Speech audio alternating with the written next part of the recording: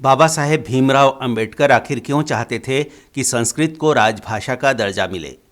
संविधान सभा की बैठकों से लेकर संसद तक में अपने भाषणों में उन्होंने इस पर खूब जोर दिया।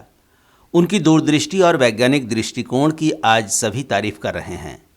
हम सब जानते हैं कि वो लोग कौन थे जिन्होंने बाबा साहेब के इस सपने को साकार नहीं होने दिया। संस्कृत की आलोचना करने वाले और इसे दुत्कारने वाले वामपंथी और दूसरे लोग तब हैरान रह गए जब नासा जैसी संस्था और दुनिया के तमाम बड़े वैज्ञानिकों ने काफ़ी रिसर्च के बाद ये मान लिया कि आने वाले समय में टेक्नोलॉजी को और मजबूत और ज़्यादा आसान करना है तो विश्व स्तर पर संस्कृत को अपनाना ही होगा, क्योंकि सुपर से भी ऊपर का कंप्यूटर बनाने और उसे संचालित करने के लिए संस्कृत ही सबसे उपयुक्त भाषा है। संस्कृत को दुनिया भर की भाषाओं की जननी क्यों कहा जाता है, हम इस वीडियो में आपको यही बताने वाले हैं। तो बने रहिए हमारे साथ, और अगर आपने हमारे चैनल को अब तक सब्सक्राइब नहीं किया है तो जल्दी से कर लीजिए।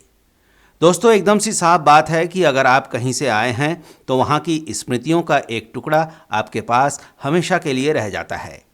आप अपनी मूल जगह को कभी नहीं भूल पाते हैं, और ऐसा पीढ़ी दर पीढ़ी होता रहता है। फिर जब आप या आपकी अगली या उससे भी अगली पीढ़ी अपने आप को समृद्ध और योग्य हो जाना महसूस करने लगती है तो आपके मूल स्थान को लेकर उनकी तड़प और बढ़ जाती है। बस यही वजह है कि दुनिया भर के लोग भारत की तरफ हमेशा आकर्षित होते रहे हैं। उनकी पीढ़ियां भारत की खोज करती रही हैं, कभी मसालों के नाम पर, कभी समृद्धि और धन दौलत से लबालब भरे मंदिरों को लूटने के नाम पर, तो कभी खेती के लिए उपयुक्त जमीन होने के नाम पर। दरअसल दुनिया में जितने भी देश हैं और वहाँ रहने वाले जितने भी लोग हैं, उन सब के पूर्वज भारत से ही गए हैं, चाहे रूप रंग हो या भाषा। ईमानदारी से जब इनकी कड़ियों को जोड़ेंगे तो आप इसी नतीजे पर पहुँचेंगे। जिस तरह से दुनिया भर के लोगों की जननी भारत है, ठीक उसी तरह से दुनिया की तमाम भाषाओं की जननी भी संस्कृत है, क्योंकि देश की यादों के साथ साथ वो अपनी मूल भाषा भी यहीं से लेकर गए थे। समय बीतने के साथ साथ जिस तरह प्राकृतिक हालात और जीवन शैली बदलती गई, लोगों में उच्चारण दोष आता गया और संस्कृत के शब्द बदलते गए। लोगों ने नए शब्दों के आधार पर नई नई लिपि बना डाली। हमारे आपके बच्चे जब अंग्रेजी से प्रभावित होकर दुनिया के नक्शे को ग्लोब बोलते हैं तो ना वो समझ पाते हैं और ना हम कि ये संस्कृत के ही बिगड़े रूप का उच्चारण कर रहे हैं। हमारी संस्कृत का भूगोल जब मिडिल ईस्ट पहुंचा तो गोलभू हो गया, और जब थोड़ा सा और आगे बढ़कर यूरोप पहुंचा तो गोलभू से भी बदलकर ग्लोब हो गया। अब ये किसकी गलती है कि हम भूगोल बोलने से ज़्यादा बेहतर उस बच्चे को मानते हैं जो ग्लोब बोल रहा है। बाबा साहेब अम्बेडकर को हम वो पहला आधुनिक शख्स मान सकते हैं जिन्होंने भाषा विज्ञान की जड़ को पहचाना था, क्योंकि भारत का संविधान बनाने के लिए उन्हें दुनिया भर के संविधान का अध्ययन करना पड़ा था। इसी प्रक्रिया में वो संस्कृत की महत्ता को समझ गए थे।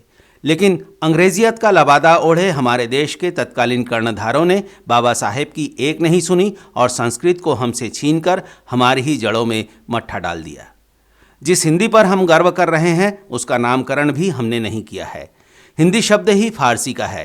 स का उच्चारण कैसे ह हो गया, इसके बारे में हम सभी जानते हैं। इसमें तमाम भाषाओं का घालमेल है और ये घालमेल भी बड़ा मज़ेदार है।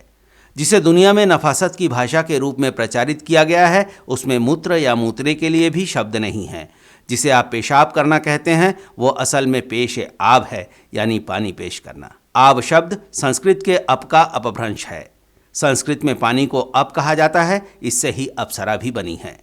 अब ज़रा सोचिए कि आपके यहाँ कोई मेहमान आता है और उसे पानी देना होगा, तो कायदे से आप कह सकते हैं कि इन्हें पेश आब करो, यानी पेशाब करो। 26 जून 2017 को BBC.com के लिए भाषाविद राकेश भट्ट ने लिखा है कि संस्कृत जब दजला और फरात के भूभाग से गुजरी तो उस स्थान का नामकरण ही कर दिया। हरे भरे खुशहाल शहर को भगवान प्रदत्त कह डाला। संस्कृत का भग शब्द पारसी अवेस्ता में बग हो गया और दत्त का दाद होकर बगदाद बन गया। इसी प्रकार संस्कृत का अश्वक प्राकृत में बदलकर पहले अवगन हुआ और फिर फारसी में पलटी मारकर अफगान हो गया, और साथ में स्थान का प्रत्यय स्थान में बदलकर मिला दिया और बना दिया हिंद का पड़ोसी अफगानिस्तान, यानी निपुण घुड़सवारों की निवास स्थली। स्थान ही नहीं, संस्कृत तो किसी के भी पूजा घरों में जाने से नहीं कतराती, क्योंकि वो ये मानती है कि ईश्वर का एक नाम अक्षर भी तो है। अक्षर यानी जिसका कभी शरण ना होता हो। इस्लाम की पूजा पद्धति का नाम यूं तो कुरान में सलात है, लेकिन मुसलमान इसे नमाज के नाम से जानते हैं और अता भी करते हैं। नमाज शब्द संस्कृत धातु नमस से बना है और इसका पहला उपयोग ऋग्वेद में हुआ है और अर्थ होता है आदर और भक्ति में झुक जाना।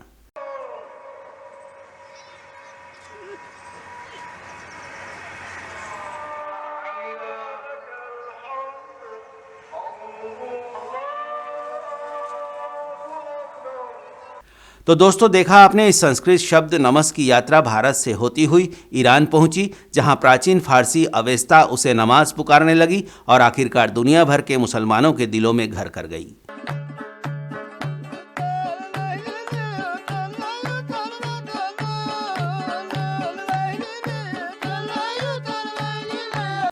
संस्कृत ने पछुआ हवा बनकर पश्चिम का ही रुख नहीं किया, बल्कि ये पूर्वाई बनकर भी बही। चीनियों को मौन शब्द देकर उनके अंतस को भी छू गई। चीनी भाषा में ध्यानमग्न खामोशी को मौन कहा जाता है और स्पर्श को छू कहकर पुकारा जाता है। अब सवाल यह है कि बाबा साहेब भीमराव अंबेडकर का वो सपना कैसे पूरा होगा जिसमें उन्होंने संस्कृत को राजभाषा बनाने की बात कही थी। अगर यथा राजा तथा प्रजा वाली कहावत सही है तो उम्मीद तो सिंहासन से ही करनी होगी।